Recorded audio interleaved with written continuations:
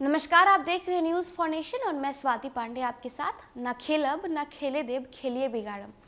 ऐसा हम स्थानीय भाषा में उस व्यक्ति को कहते हैं जो खुद तो कुछ नहीं करता बल्कि दूसरों के कामों में अड़ंगा डालता है। ऐसा हम बताएं कि कुढ़नी के उपचुनाव में ऐसा मुकेश सहनी को लेकर के कहा जा रहा है। ऐसा इसलिए है क्योंकि कुढ़नी उपचुनाव के रिजल्ट अब सामने आ गए हैं, परिणाम अब सामने आ गए हैं, जिसमें बीजेपी के केदार प्रसाद गुप्ता ने जदयू के मनोज कुशवाहा को हरा दिया है और महागठबंधन यानी जदयू के प्रत्याशी मनोज कुशवाहा के हार की वजह वीआईपी के प्रत्याशी नीलाभ कुमार और साथ ही साथ एआईएमआईएम यानी ओवैसी के प्रत्याशी की वजह मानी जा रही है। ऐसा कहा जा रहा है कि मुकेश सहनी ने ही वोट कटवा का काम किया है। मुकेश सहनी और एआईएमआईएम के प्रत्याशी ने कुढ़नी में जदयू के प्रत्याशी की हार की वजह बनी है। कुढ़नी उपचुनाव में कांटे के मुकाबले में बीजेपी के केदार प्रसाद गुप्ता किंग बन गए हैं। केदार प्रसाद गुप्ता ने जदयू उम्मीदवार मनोज कुशवाहा को 3632 वोटों के अंतर से हराकर चुनाव जिता लिया है। बीजेपी के लिए यह बड़ी जीत मानी जा रही है। बीजेपी की जीत पर बीजेपी राज्यसभा सांसद सुशील कुमार मोदी ने तंज कसते हुए कहा है कि न लालू प्रसाद की बीमारी का इमोशनल कार्ड काम आया, न जदयू द्वारा बहाया गया पैसा। कुढ़नी हार पर इस्तीफा दे नीतीश कुमार। जी हां, कुढ़नी उपचुनाव का रिजल्ट अब आ गया है। बीजेपी नेता शहनवाज हुसैन ने हाल में दावा किया था कि मोकामा उपचुनाव छोटे सरकार अनंत सिंह का चुनाव था। गोपालगंज में पार्टियां चुनाव लड़ रही थी, वहीं बीजेपी ने जीत दर्ज की। महागठबंधन की सरकार बनने के बाद कुढ़नी में पार्टियों की फाइट है, यहाँ भी बीजेपी जीतेगी। अब चूंकि बीजेपी जीत गई है और एक बार फिर से बहस शुरू हो गई है कि महागठबंधन की हार का कारण कौन रहा है। आपको बता दें कि कांटे की टक्कर में कुढ़नी में बीजेपी जीत गई है।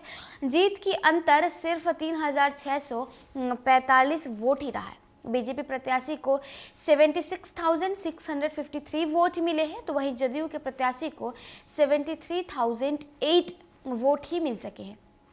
जीत का अंतर मात्र 3,645 वोट रहा है। सियासी जानकार की माने तो यहाँ भी ओवैसी की पार्टी महागठबंधन के गले की फांस बन गई और मुस्लिम वोटों को अपने पाले में कर लिया। ओवैसी की पार्टी ने उतने ही वोट अपनी ओर खींचे। कमोवेश जितने वोट के अंतर से महागठबंधन को हार मिली है।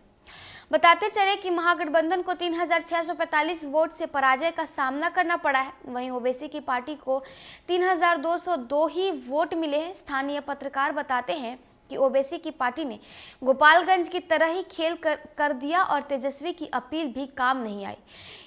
जहां ओवैसी की पार्टी के उम्मीदवार चुनाव लड़े, वहां मुस्लिम मतदाता पूरी तरह से ओवैसी की पार्टी के साथ जा रहे हैं।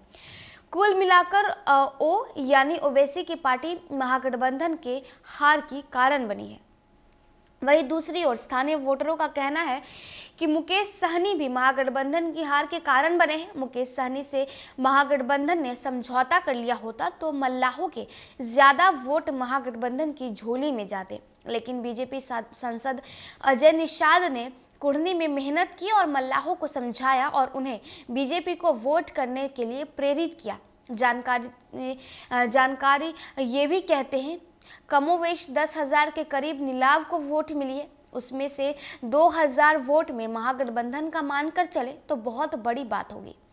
ये 2,000 वोट और ओवैसी की पार्टी के उम्मीदवार की ओर से काटे गए वोट मिला दे तो महागठबंधन के प्रत्याशी की जीत हो गई होती। सियासी जानकार ये भी बताते हैं कि इस उपचुनाव में महागठबंधन की हार का मुख्य कारण मुकेश सहनी और ओवैसी रहे, यानी एम से मुकेश सहनी, ओ से ओवैसी, दोनों से मिलकर महागठबंधन की खटिया खड़ी हो गई।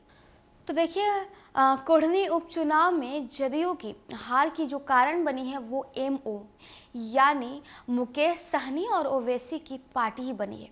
मुकेश सहनी और ओवैसी के प्रत्याशियों ने तो खुद तो जीत नहीं पाए, लेकिन यहाँ वोट कटवा का काम कर दिए। आपको बताया कि जहाँ जहाँ ओवैसी की पार्टी के उम्मीदवार थे वहाँ जितने भी मुस्लिम वोटर थे वो ओवैसी के प्रत्याशी को वोट दिए।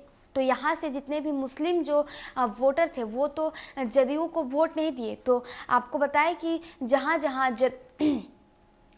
कि कुढ़नी उपचुनाव में जदयू की जो हार हुई है उसके पीछे जो मुख्य कारण बताया जा रहा है वो मुकेश सहनी और ओवैसी का कारण बताया जा रहा है। अब आपको बताते चले कि कुढ़नी उपचुनाव में हार के बाद अब राजद के प्रदेश अध्यक्ष जगदानंद सिंह का बयान सामने आया, जिसमें जगदानंद सिंह ने कहा है कि बीजेपी अपने धन के बल से जीती है, बूथ कैप्चरिंग के बल से जीती है।